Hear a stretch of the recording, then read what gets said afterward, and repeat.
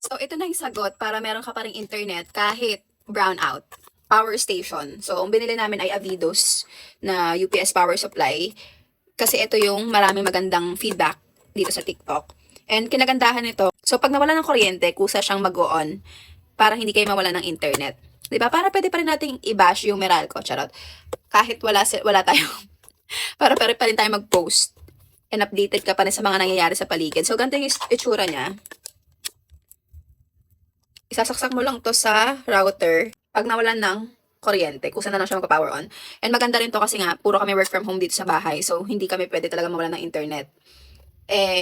Pag data naman, ang hirap din magtrabaho talaga. So, para meron kaming backup kung sakasakaling mabunod kami sa pawalan ng kuryente ng Meralco. So, ayun lang.